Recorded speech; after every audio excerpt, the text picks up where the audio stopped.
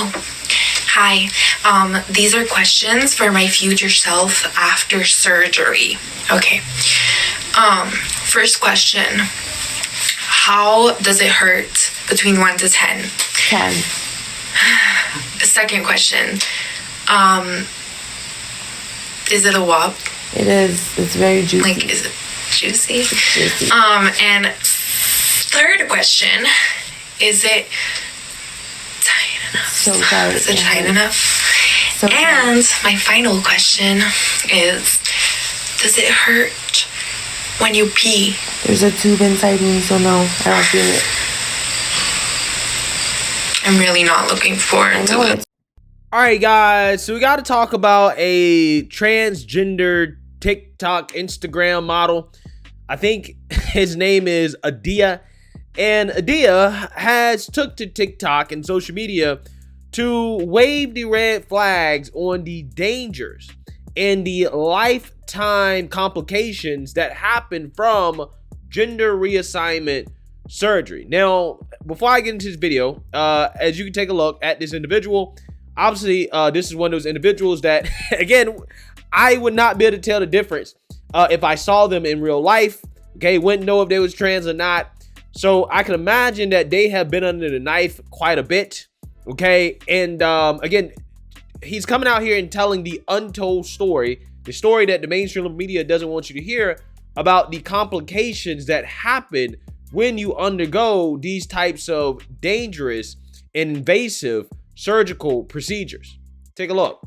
2 years ago, I got gender reaffirming surgery. Here's a fucking honest update. Do I regret it? Short answer is yes. Don't get me wrong, I got it done twice. It looks Barbie. Why do I regret it?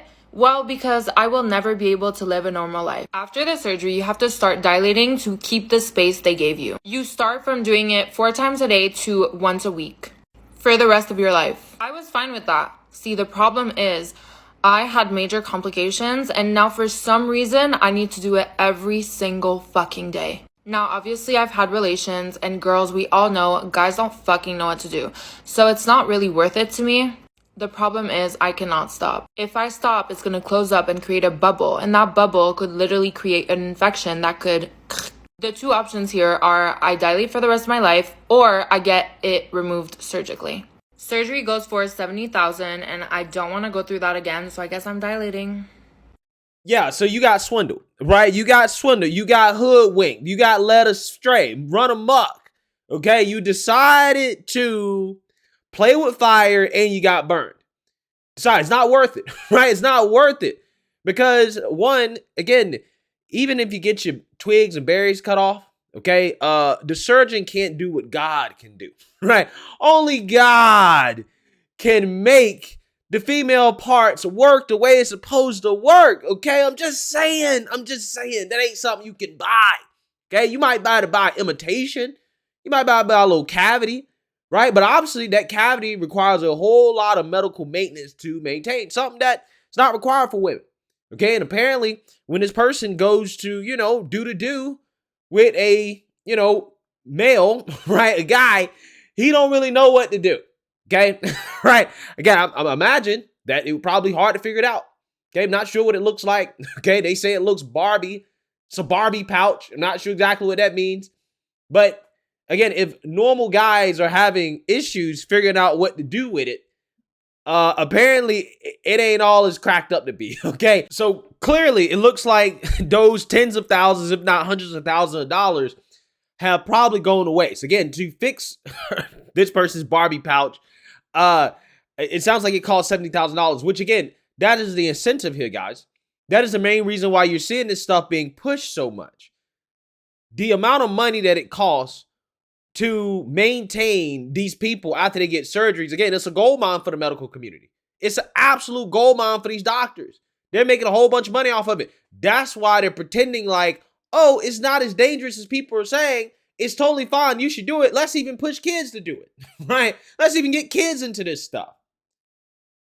But see, again, I don't feel bad for these people. I don't feel bad for adults who clearly should better understand the pros and cons of their decision and decided to go through with it, and then they want to get on the internet and complain. Oh, boo-hoo. It hurt. I got all these complications. Well, this is what you signed up for.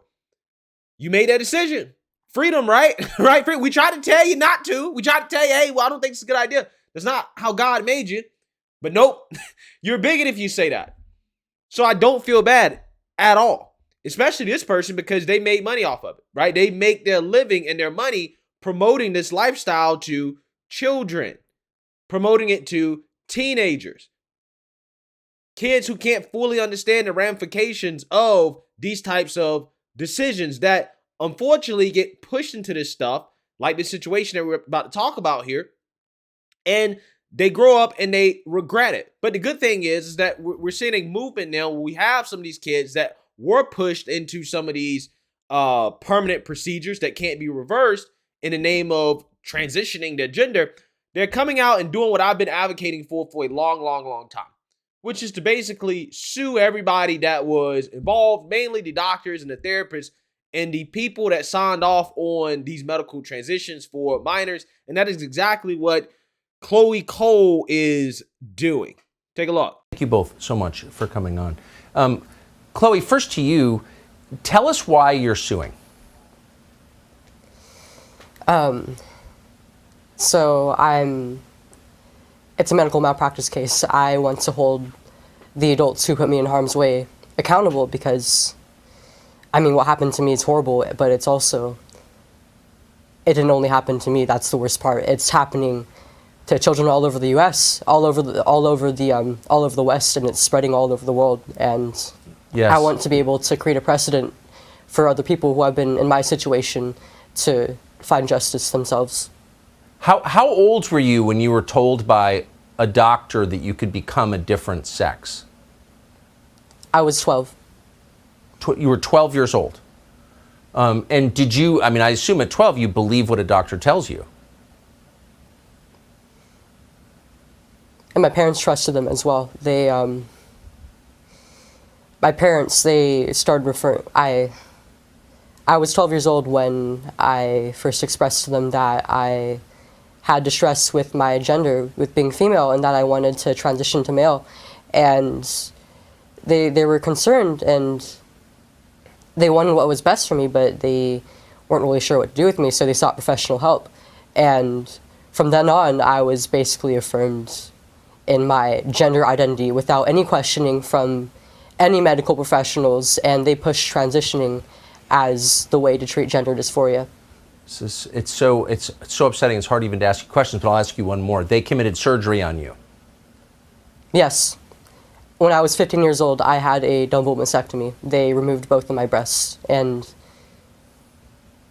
I will never have them back. As an adult, I never will be able to breastfeed whatever children I will have. I don't even know if, because I was put on puberty blockers and testosterone at only 13 years old, I don't know if I'll even be able to conceive a child naturally. How do you feel about that now? Because I made an adult decision as a child. It's unbelievable this could happen in America. How old are you now, and how do you feel about what they did to you? I'm 18 years old now, and quite frankly, I am devastated with what has happened to me. Yep. It's been very hard to cope with the loss of my breasts, and it's affected other areas of my health as well. I'm really not sure about the overall picture of my reproductive health, and the treatments have made me very, very sickly, actually. Harmeet, just in 10 seconds, how can this be legal? Well, Tucker, the Center for American Liberty, which is representing Chloe here, believes it is illegal. Our website at libertycenter.org has the letter, very detailed letter that details all of the medical symptoms that Chloe has and the medical malpractice and, frankly, mutilation that was perpetrated by these medical professionals. We intend to stop it, and we want to hear from other people who have had these problems as well. We intend to shut these barbaric and unnatural practices down. God bless you for doing that. I mean it. Thank you. Harmeet Dillon, Chloe Cole, I'm so sorry. Thanks. Thank you. Thank you, Tucker. Yeah. So again, that's kind of crazy, right? It's kind of crazy how you have people that are grown adults that get the surgery and just like, I hate this. I ended up with a colostomy bag. I can't even pee right. My new vagina is closing up. And, you have these other stories about children, right? Children who were pushed into this stuff, who were just affirmed. There was no pushback. There's so many stories about this, okay, of doctors and these therapists, these psychiatrists. They don't really ever push back, okay? They just assume that, hey, we got to transition this person. And eventually, again, what that leads to is surgery. It leads to permanent procedures that they can't comprehend at a young age. They don't understand the ramifications. Again, even a grown person doesn't really understand it, right? They don't really understand what it means to chop off your penis, right? So how can a 13-year-old understand what it means to chop off your breast? That, hey, you won't be able to breastfeed if you regret this and you decide that you want to actually be a mother and you want to live a normal life. You're not going to do that anymore. Which, again, is an essential part, is a very intimate part of being a mother, of being a woman. You will never have that. Some of these kids don't realize you'll never be able to orgasm, right? You'll never be able to experience the most pleasurable part of sex if you go through some of these treatments at too young of an age. But no. If you push back against it, if you say, no, this is wrong, you should wait. Oh, you're transphobe, right? You're transphobe. You're against LGBTQ. Again, it's absolutely crazy stuff, man. That is what has happened in this country. But I do think that the solution here is to sue, right? It is to sue. It's to say, look, everybody involved, including the parents, sue them, right? Sue everybody that pushed you into this and didn't push back, didn't say, hey, you know what? You shouldn't do this. You shouldn't go forward with this. Because again, these doctors made money. They made their money and now they're on with their lives. They have no regrets. And it's very immoral. It's extremely messed up. And something has to be done about it. But nothing will be done about it. It won't stop until there are financial consequences. If these people are so sure what they're doing is the right thing, then make them put their money where their mouth is.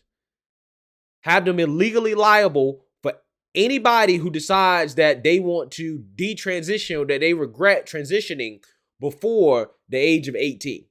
It's really that simple. If they really feel like this is a life and death thing for these kids, like they try to guilt trip us into believing every time we push back, oh, well, you're killing trans kids. All right, fine. Put your money where your mouth is. You're legally liable if they decide that they want to detransition. Maybe, just maybe at that point, they'll focus on actually trying to solve the real problems, the mental health issues that these people are having that is leading them to want to transition their gender in the first place. So let me know what you guys think. Make sure you like, comment, and subscribe. Most importantly, share a Black conservative perspective. Peace.